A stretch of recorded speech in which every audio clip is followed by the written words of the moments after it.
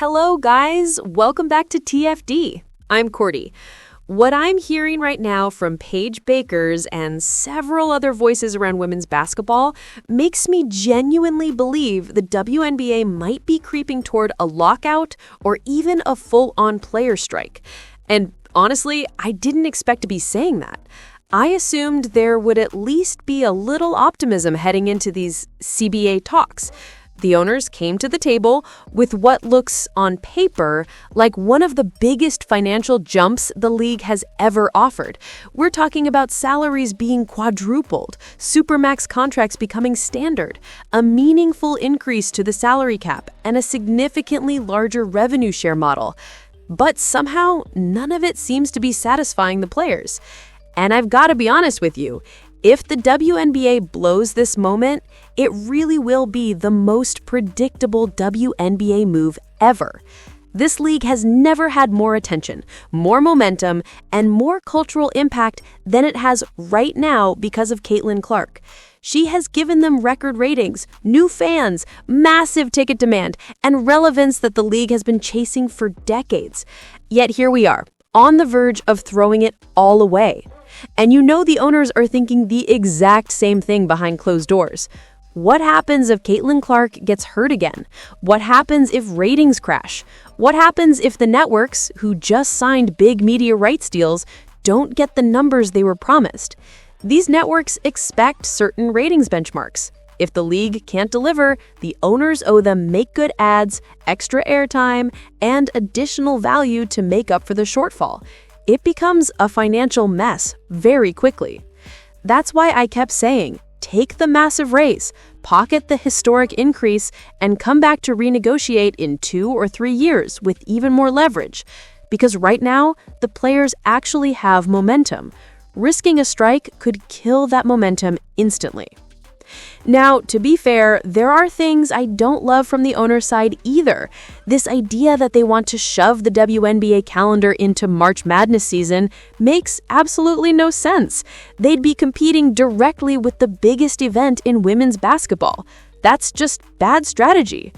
But overall, this situation does not sound promising. I thought the league was moving in the right direction. Today, it feels like a dangerous step backward. Now look this here. What said Paige Bueckers sounds alarm on where WNBA CBA talks could be headed. The initial deadline for a ratified CBA was October 31st. Once it became clear that this deadline would not be reached, it was extended to November 30th.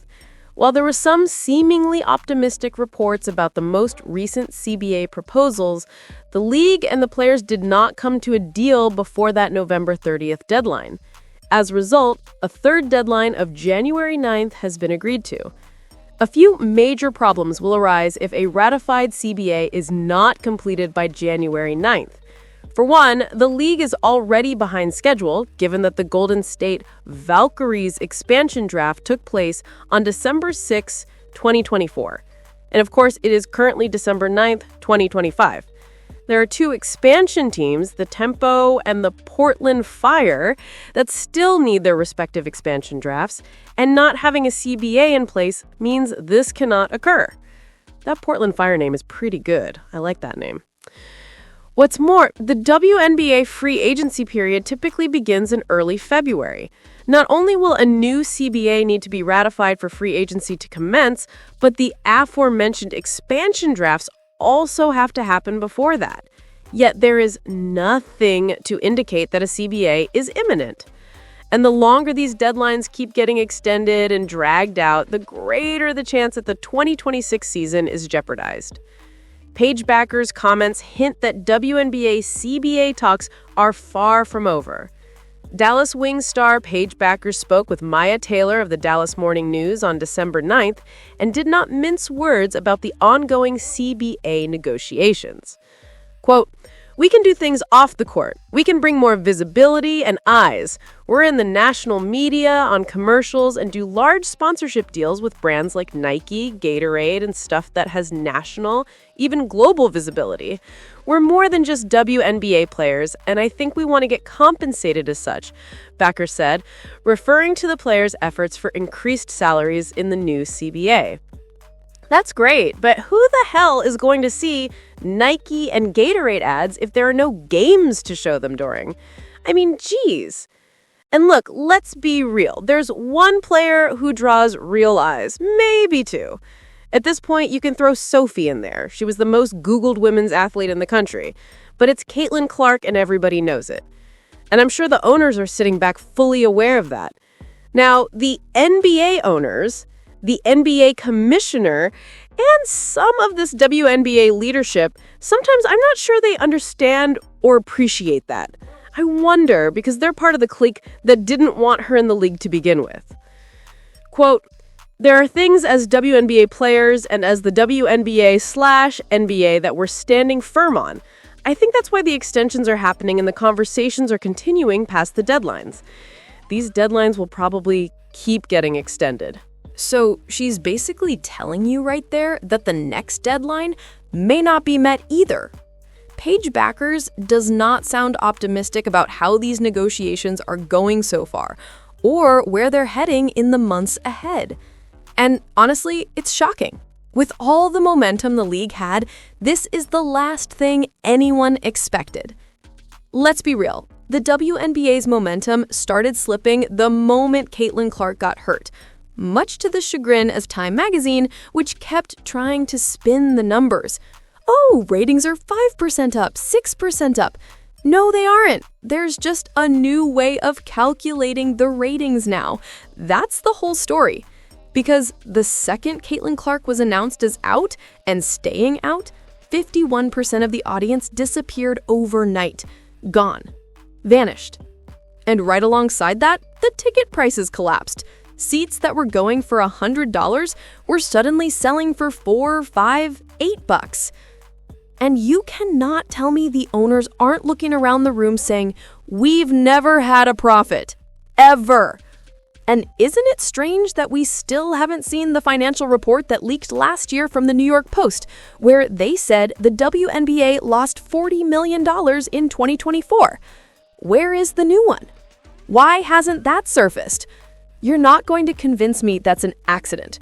I think it's intentional, and I think the Players Union doesn't want that number out either. Because if it shows the league still didn't turn a profit, it makes the players look terrible for refusing a 4-time salary increase. And here's the wild thing. They're really about to take all this momentum, all this popularity that Caitlin Clark delivered to them on a silver platter, jump in the car with it, and drive it straight into a brick wall. Straight into a bridge embankment. Take the money, start building profitability, then renegotiate in 2 or 3 years when the league is stronger, not weaker. Because, yes, contrary to what some comments say, the league can make a profit now if the players don't get too greedy. The new media rights deal makes it possible. When you go from getting $60 million a year for TV to $260 million a year for TV, you are absolutely going to make a profit.